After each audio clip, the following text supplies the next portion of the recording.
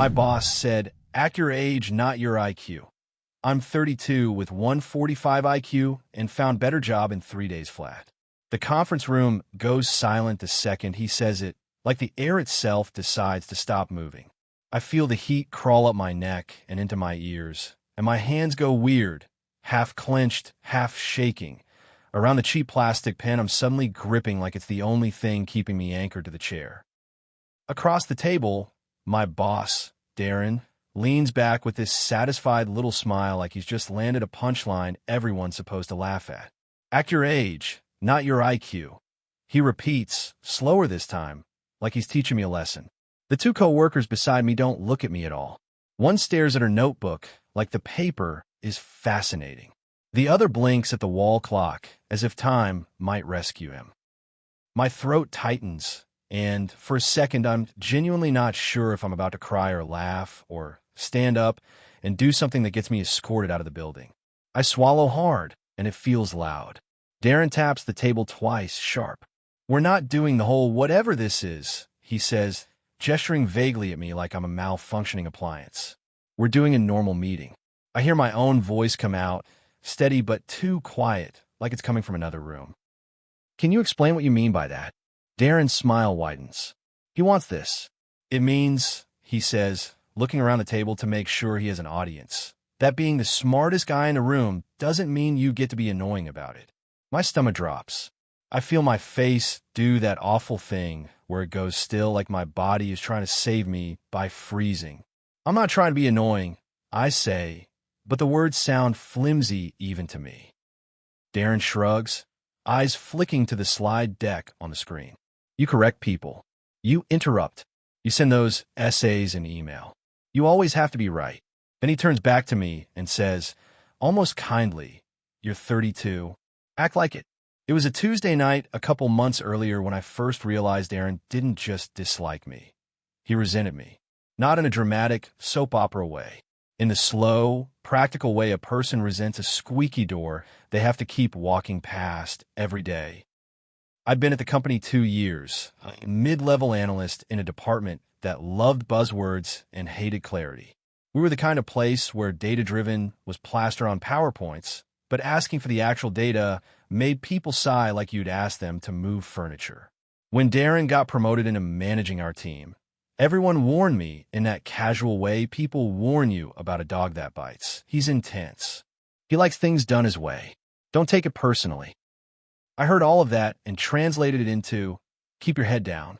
The thing is, I'm not great at keeping my head down when something is wrong and fixable. I know that makes me sound insufferable. I am aware. I've spent most of my life learning how to soften my edges so I don't come across like a walking correction mark. When I was younger, teachers would either adore me or ask my parents if I was struggling socially. I got tested once in college, one of those formal, supervised things, because a professor insisted I should stop doubting myself and apply for a program. The site put the number in a report like it was a neutral fact, 145. I didn't frame it. I didn't tell people. I learned pretty quickly that dropping a number like that in a conversation doesn't make you seem impressive. It makes you seem like a person who brings their own trophy to dinner. But work has a way of turning my brain into a trapped animal. If someone says, we should forecast Q3 revenue by assuming the churn rate is flat, and I know churn spikes every summer because our product is seasonal, my mouth opens before my manners can catch up. I don't do it to show off. I do it because I can see the problem like a bright red stain on a white shirt, and leaving it there feels insane. The first big crack with Darren happened over a report that went to a client, one of our biggest. The draft had a chart where the labels were swapped. It wasn't subtle. It was the kind of mistake that made the trend look like the opposite of what it actually was. I caught it at 9:40 p.m. because I was doing what I always did, checking the work one more time before we sent it out. I messaged Darren, "Hey, chart 4 has the labels reversed. I can fix and resend." He replied in 10 minutes, "Don't touch it. We're on deadline." I stared at the screen, reread his message, and felt that cold, tight feeling in my chest that usually means I'm about to do something that will create consequences. I replied, "If we send it like this, it's objectively wrong. It will undermine the whole narrative. I can fix it in 5 minutes." Darren didn't respond. The next morning, he called me into his office and closed the door with a little too much force. "Do you have a problem with authority?" he asked, like it was an HR script. I blinked at him. "No," I said. "I have a problem with sending incorrect information to a client." He leaned forward, elbows on his desk, eyes hard. "Your job is to execute," he said, "not to decide what's objectively anything." That word, objectively, came out of his mouth like it tasted bad. We sent the report. The client noticed. Of course they did. There was an awkward call. People scrambled. Darren acted shocked, like this was some unforeseeable act of nature. Afterward, he called the team together and said, "We need to be more careful," and his eyes flicked to me for half a second like a blame dart he didn't quite throw. That's when my relationship with work turned into something uglier. It stopped being about performance and started being about survival. I began double-checking everything, but saying less. Watching Darren take credit for ideas I'd floated in emails. Watching him dismiss my concerns until someone else said them louder. Watching him roll his eyes when I asked questions that required actual answers. And because I'm apparently a slow learner, I also try to fix it the adult way. I asked for a one-on-one. I went in with notes. I told him carefully that I wanted to make sure we had a good working dynamic, that I was open to feedback, that I cared about the team's success. I said all the right words. Darren listened with his face set in patient boredom, then said, "Your problem is you think you're special." I remember smiling at that, because sometimes when someone says something so blunt and it feels unreal, your body reaches for humor like a life raft. "I don't think I'm special," I said. "I think I'm competent." Darren chuckled, like I'd proven his point. "Exactly," he said. "Act your age." After that, he started doing this thing where he would bait me in meetings. He'd say something sloppy, wrong, or vague, and then pause like he was daring me. Sometimes I didn't take it. Sometimes I did. The more I tried to keep quiet, the more he would talk over people with confidence that didn't match reality, and I could feel my coworkers shrinking into that learned helplessness some workplaces breed. I hated it. I hated the way I'd sit there, jaw clenched, thinking this is stupid. This is avoidable. We are grown adults being paid to make decisions, and we are choosing nonsense. Which brings me back to the conference room and Darren's little performance. I looked down at my notebook, because if I keep eye contact with him, I'm going to say something sharp enough to cut my own future. My handwriting has gone messy. My heart is pounding in my ears. Someone clears their throat. Darren flips to the next slide like nothing happened, and the meeting lurches forward, but I can't follow it anymore.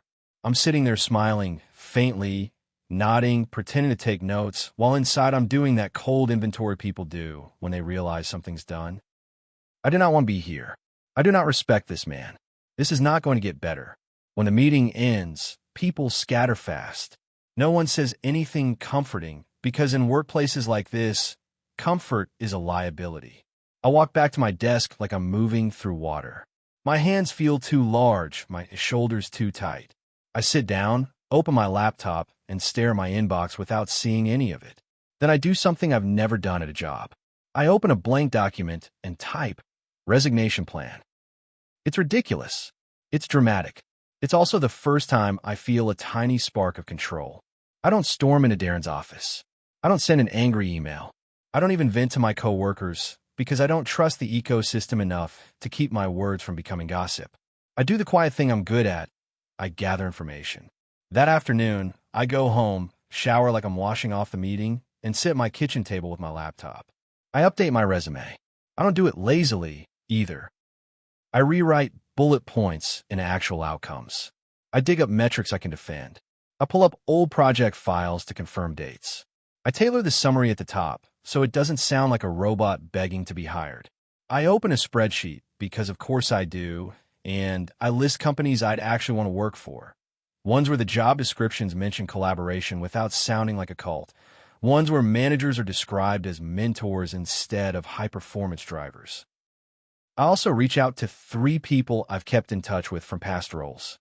Not a desperate, emotional message. A simple, "Hey, hope you're doing well. I'm exploring new opportunities. If you hear of anything, I'd love to chat." That first night, I applied to 6 jobs. Not 60. 6. carefully chosen. I go to bed feeling raw and tired and weirdly proud, like I've finally admitted something I've been pretending isn't true. The next morning, day 1. I wake up and my stomach flips when I remember I still have to go to work. My brain tries to bargain with me. Maybe I overreacted. Maybe Darren was just being blunt. Maybe I should just keep my head down. And then I remember the conference room, the silence, the way he looked around for witnesses. The phrase, "act your age, not your IQ," dropped like a label onto my forehead. So I get dressed. I go in. I do my job. But something in me has shifted. I stop trying to make Darren like me. I stop trying to be easy. I become polite and efficient and emotionally unavailable. By lunchtime, one of my old contacts replies. She's a director at a smaller company in a related space. And she says, "We actually have an opening. Want to talk?" I go out in my car to call her because the office is all glass walls and whispered judgment. In the parking lot, sunlight too bright, I press the phone to my ear and try not to sound like a man who has been publicly humbled by his boss like a child. She tells me about the role, more autonomy, cross-functional work, a manager who actually likes when people ask questions. She says the salary range like it's a normal number, and it's higher than mine by enough to make my throat tighten for a different reason. At 3 p.m., I get another email. An internal recruiter from a mid-sized tech company replying to an application I sent the night before. She asked if I could do a phone screen tomorrow. That night, day 1, my hands are shaking again, but this time it's adrenaline. I practice answers out loud in my kitchen like a lunatic. I write down stories that show competence without sounding like I'm bragging. I remind myself to breathe. I set my alarm. I try to sleep. I keep replaying Darren's voice, and instead of rage, I feel something closer to relief. Like his cruelty did me a favor by making the decision simple. Day 2 is interviews. I take a dentist appointment in the afternoon. I hate lying, but I hate being trapped more. I do the phone screen in my car again, sweating through my shirt, answering questions about my experience, and pretending my current job isn't actively eroding my self-respect. The recruiter laughs at one of my dry jokes. It's such a small thing, but I feel like a hit of oxygen. She asks about my preferred working style, and I say, honestly, I do best where feedback is direct but respectful and where accuracy matters. There's a pause, and then she says, "That makes sense." Not "we'll see." Not "you need to be more flexible." Just makes sense. Later that day, the director I spoke to yesterday sets up a video call for that evening.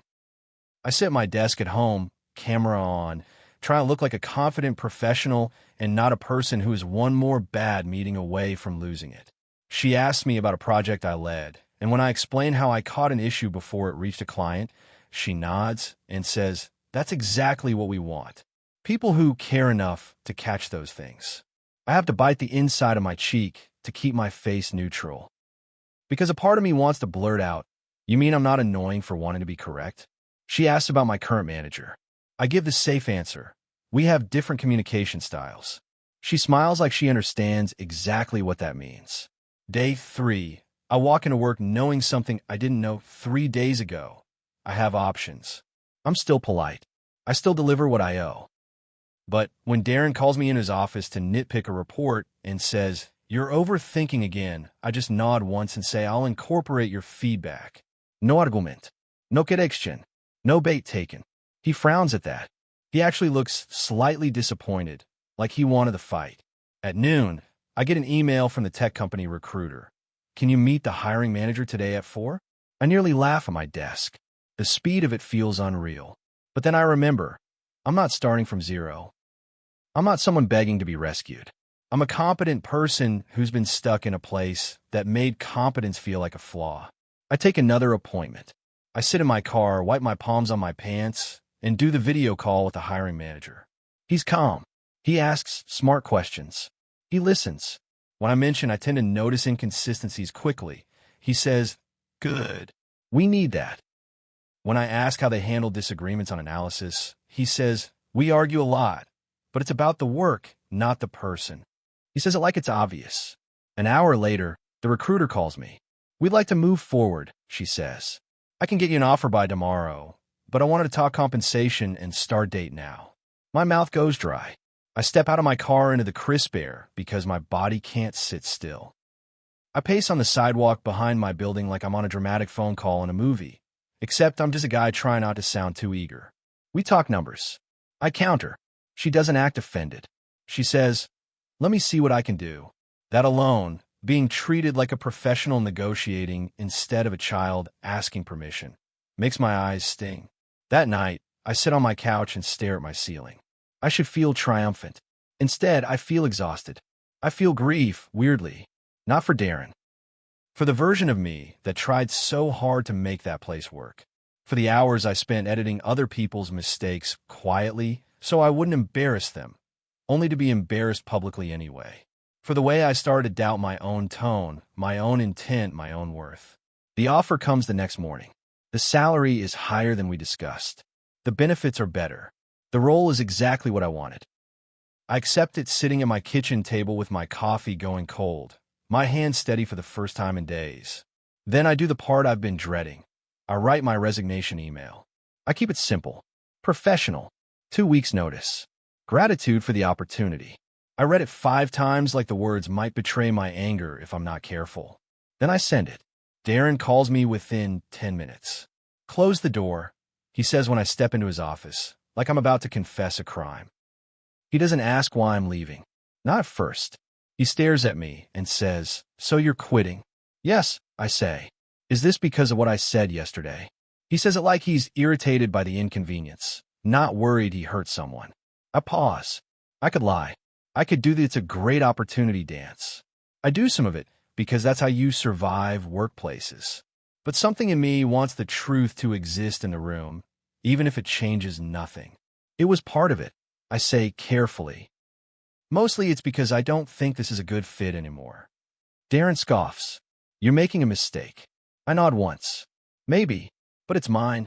He leans back, and for a second, I see the calculation behind his eyes, like he's deciding which version of himself will be most effective. He lands on condescending. "You know," he says, "I was trying to help you.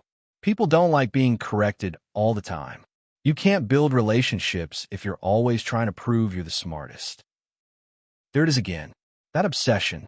The idea that my competence is a performance aimed at him.